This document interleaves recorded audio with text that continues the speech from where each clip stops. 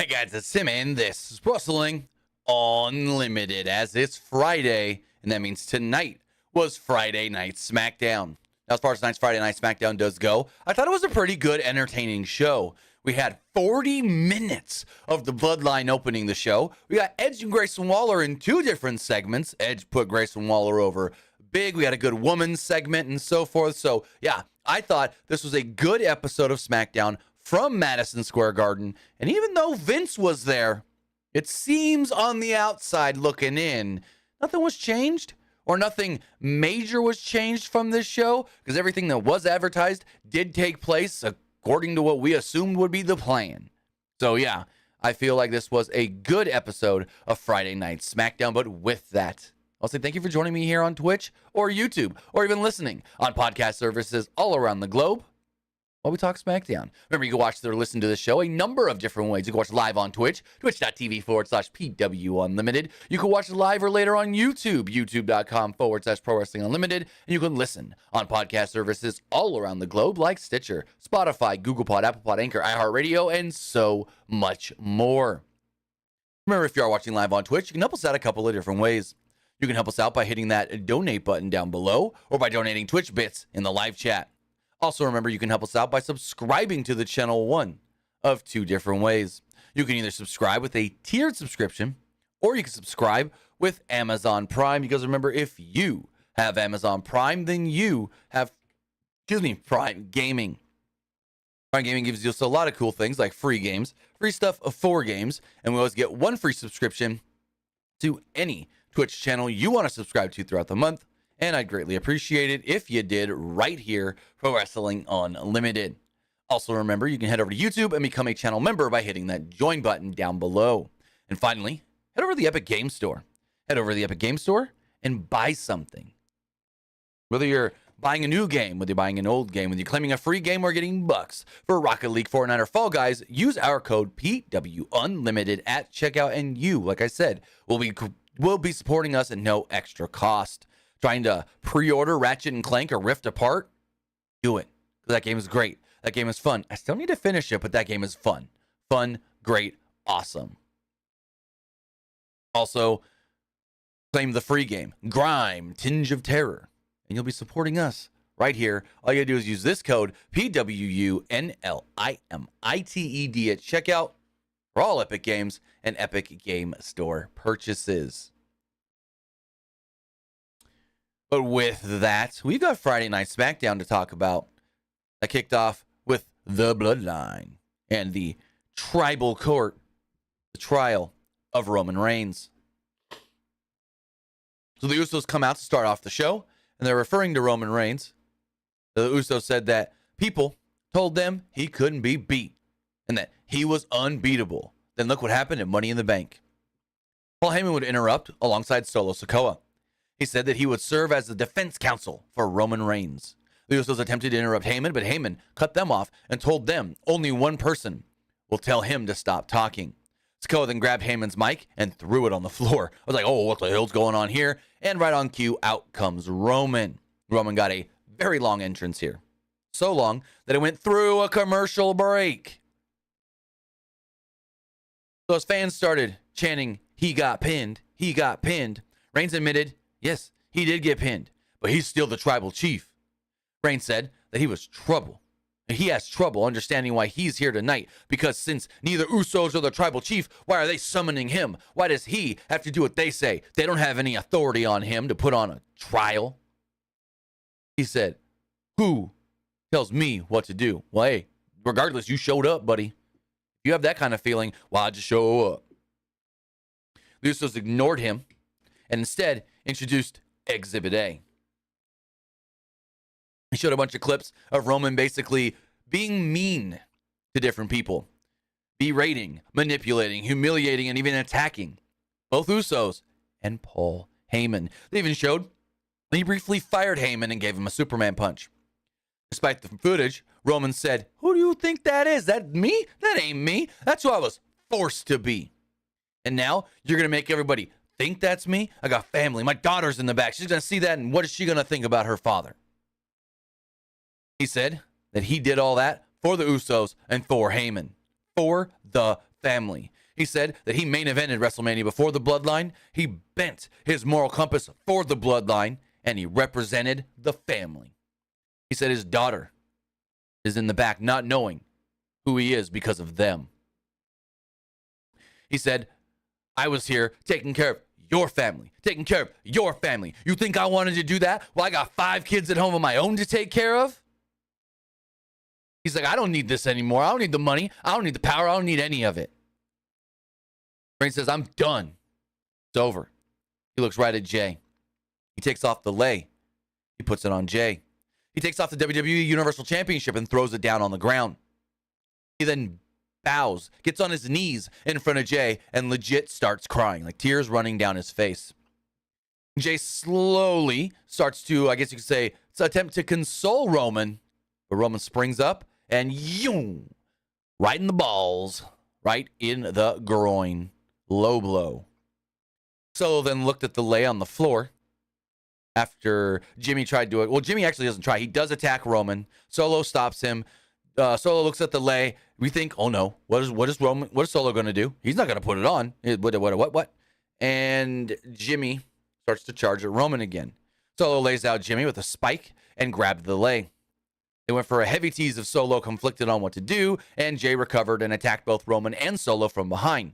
Reigns then recovers and lays out Jimmy. Solo then tied up Jimmy across the ropes as Reigns berated him, telling him that he'd never be the tribal chief. He blasted Jimmy with the WWE Championship and repeatedly attacked him. This was while forcing Jay to watch. Reigns pummeled Jimmy with stair shots until Jay broke free. He attacked Roman. Solo then laid him out with a spike. Reigns then buried Jay with a chair as Solo laid Jimmy out with a splash on the announce table. The movie tried to do a Money in the Bank. This time, he was successful. This segment then ends with Roman posing with the championship next to Heyman and Solo. This segment goes roughly around 40 minutes from the start of the show till the end of the segment. 40 minutes. Because the Usos came out immediately. I think we maybe got Michael Cole. Welcome to Friday Night SmackDown. We're live from Madison Square Garden. And then boom, Usos. 1, 2, 2. So yeah. This thing went almost this thing went just roughly around 40 minutes. And I'm pretty sure, as we see later, I think this is all setting up, as it's been reported, Roman versus Jay at SummerSlam. After the commercial break, Jimmy was shown on a stretcher. He's being pushed through the back. Many wrestlers and officials following. Jay right there by his side.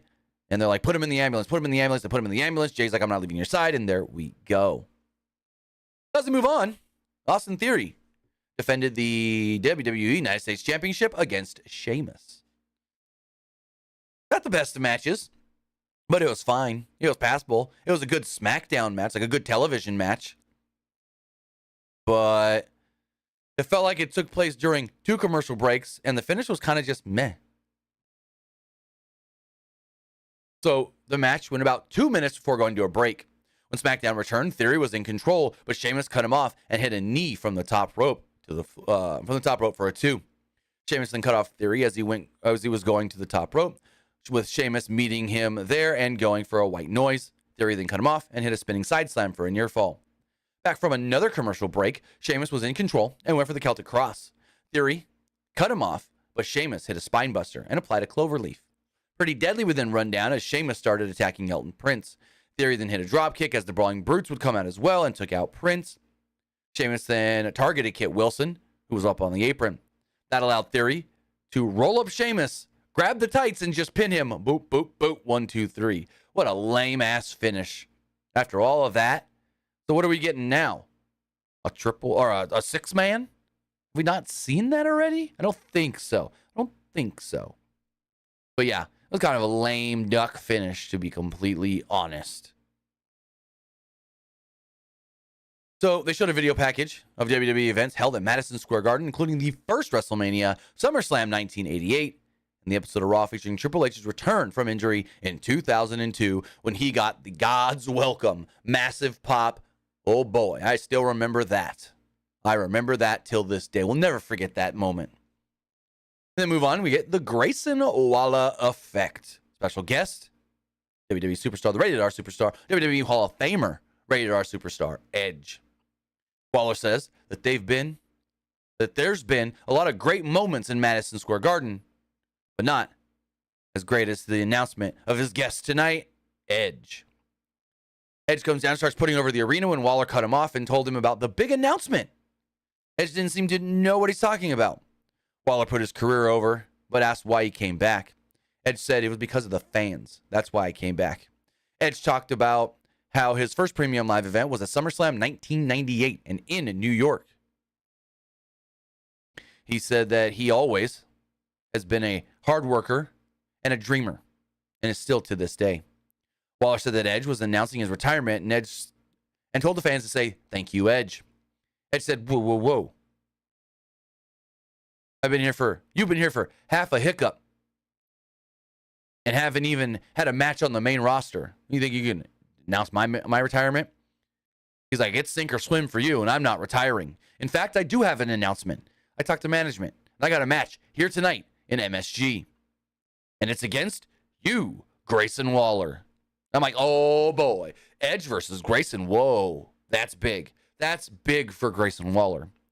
So Grayson Waller seems excited, but kind of like, oh man, what just happened? And yeah, very, very excited for that one. I was, for sure. So they showed a long recap of what happened earlier in the show, like we hadn't already seen it, with Roman Reigns, Solo Sikoa, the Usos, and so forth. The announcer said that Jimmy was being, quote, medically evaluated and hoped to have an update by the end of the night. We then got AJ Styles versus Karrion Kross. This was not what I expected. Especially, we start to get Karrion Kross's entrance. We're like, fall and pray. And like, Charlotte's in the ring. He gets in the ring and immediately they cut it. What? This match maybe went 2 minutes at the most. At the most. The announcers immediately pointed out that Kross's leg was taped up and that he may have a leg issue. Kross cut off Styles and tried to go for the cross jacket. Styles cut him off and hit a Pele kick and went for the phenomenal forearm. Scarlett attempted to cause a distraction, but Michin Mia Yim at ringside took her out. Kross lifted Styles on his shoulders, but Styles escaped and took Kross out, hit the phenomenal forearm, and pinned him to pick up the win. Yeah, that was a nothing match. Like, what? That sucked. But you know, it didn't suck is this woman's segment we got. So Asuka came out and declared nobody is ready for Asuka, which then led to Bianca Belair coming out and responding to that statement by attacking Asuka. Charlotte Flair would run out and met Belair as the two attacked one another. Asuka went to climb the ropes, but boom, Io Sky cut her off. Together, she and Bayley laid out Asuka. Sky seemed as if she was going to attempt to cash in her Money in the Bank briefcase, but Belair grabbed Bayley and dragged her to the outside as Charlotte hit a big boot on Sky. She was still holding the briefcase, so no official cash-in. Looked like she wanted to, but no official cash-in. So now, where's this going to lead to? We got Asuka, we got Bianca, we got Charlotte, we got Bayley, we got Io. We know next week, Asuka's going to defend her title against Bianca. So Charlotte gets involved. Charlotte screws that match like Bianca screwed Charlotte's? Probably. Moving on, we did have Edge versus Grayson Waller. I really like this match. Crowd was kind of in and out at times, but I enjoyed the match. So Edge started out in control, hitting a gut-wrench suplex. He hit a fall-away slam and positioned himself for the spear, but Waller countered with a knee. He slid out of the ring and clotheslined Edge as the show went to a commercial break. Waller remained in control as he worked on Edge's neck. Edge attempted to come back with some forearms, but Waller cut him off. Waller went to the middle rope, but Edge cut him off as he started to climb up. Waller then fought back, sending Edge back down face first. Waller then jumped off the turnbuckle, but Edge got his knees up. Edge connected with a flapjack as Michael Cole announced, hey, we're getting breaking news. Yeah, I'm being told right now, Jey Uso, he's back in the building. And he may be looking for Roman Reigns. Edge at this point hits a crossbody off the top rope as Waller kicks out a 1. Waller then hit Edge with the boot in the corner, rolled over the back of Edge, and hit an unprettier for a near fall. He then landed a rolling forearm, got another near fall off of it. Edge cuts off Waller with the execution DDT. Edge misses a spear into the turnbuckle as he went for his rolling cutter finish. Edge instead hits a spear and pins Waller to pick up the victory. I liked the finish here. He's going for that rolling cutter as he's like jumping up for the cutter. Boom, Edge hits him with a spear, and there we go. Now, remember earlier, Edge told him, hey, it's sink or swim, kid. Well, after the match, Edge grabs the microphone and he just goes, you swam. And he throws the mic down on him. Big props there from Edge, putting over Grayson Waller. And you can just tell this company really likes Grayson Waller. They see something big in Grayson Waller. And I'll say this all the time. I hated Grayson Waller when he first started on TV. I thought he was dumb and annoying and just bleh. But the more and more I see Grayson Waller, the more I understand it. I go, so before it felt like he was being over annoying, not knowing how to play the gimmick. But the more he did it, the more he figured out, no, I just got to be annoying in a way that comes off as I'm annoying, not I'm playing somebody that's annoying. And that's what it was early on. He felt like he was playing a character instead of being and becoming the gimmick, the character. What did Rock always say on Young Rock? Live the gimmick. Just live in the gimmick. Or be in the gimmick. Something like that. Something like that. So we see Roman Reigns backstage in his locker room holding the lei. Heyman runs in and says, Jey Uso is back and he's looking for you. Reigns says, well, you could tell him I'm not going to be too hard to find because I'm going to the ring. There's about 10 minutes left in the show at this point, maybe 12. So Roman comes down. Roman was already in the ring when the show returns. Jey Uso's music hits. He finally comes out, but through the crowd. He attacks Solo, posting him as he stared down Reigns. Jey grabbed a chair and attacked Reigns with it. Reigns retreated as Jey repeatedly attacked Solo with a chair. Jey then grabbed the WWE Undisputed Championship that Roman left in the ring as Roman is yelling at him, put that down. You better put that down. Put that down. Jey then grabs the mic and just goes for it. He says, you know, I am the judge. I am the jury and the executioner. He said, now it's going to be trial by combat. I want you one-on-one. And you better accept this so I could, quote, whoop your ass one more time. And he's just saying this with so much passion and vigor and intensity. And it's awesome. Awesome, as the Miz would say. So, yeah, I really like this ending to the show. It's basically telling us we're getting Jey versus Roman. And most likely, I mean, where else are we going to get it but SummerSlam in Detroit, Ford Field. No bigger spot this summer than Ford Field and SummerSlam. So I thoroughly enjoyed tonight's SmackDown, other than the AJ Styles, Karrion Kross was kind of meh. And the U.S. title match was there. Not bad, but bad finish. But yeah, that was Friday Night SmackDown. A pretty good episode of SmackDown. And like this review went fast, the show felt fast too. Like as soon as we got over that 40 minutes of the Bloodline early, this show just swept through so quickly. Just so fast. But with that, that's all I got to say for tonight's Friday Night SmackDown. But now it's time to hear what you guys have to say about tonight's show. But with that, let's refresh some of these polls over here. Let's go refresh there. Let's go refresh here. And let's just check it. So as far as the Twitter poll does go, 61% liked the show, 26% thought it was just all right, and 11% did not like it. Looking over at the YouTube community poll, 76% liked the show, 17% thought it was just all right, and 7% didn't like it. Some of the comments here says, I liked it. First says, I thought it was great, but where was LA Knight? Did I miss him, or was he missing? Yeah, no LA Knight tonight. No Carlito either. Don't know what happened with that report. It says, just watching because of the Bloodline. Everything else sucked. I wouldn't go that far. And this person says, disappointed. Thought it was going to be a great show, but it wasn't. I thought it was pretty dang good. Looking at the YouTube live poll here. 68% liked the show. 20% thought it was just all right. And 12% did not like it. And finally, Twitch poll. 100% liked the show. Everybody watching on Twitch enjoyed tonight's SmackDown. But with that, guys, that's all we got. Quick review for a show that felt quick.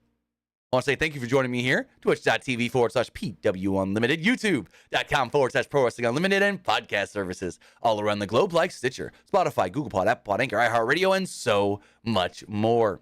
We will be back live Monday morning for the wrestling wrap-up, and then Monday evening, we got Monday Night Raw. They did announce that Cody Rhodes will have a message for Brock Lesnar on Raw. Plus, we do know that it's going to be Imperium, Giovanni Vinci, and Ludwig Kaiser against Matt Riddle and Drew McIntyre. So with that, guys, hope you have a great weekend. I know I'm going to have a fun weekend. I got my son's birthday party tomorrow. We're going to have a 14-foot water slide and stuff, so that should be fun. And we'll see you guys Monday.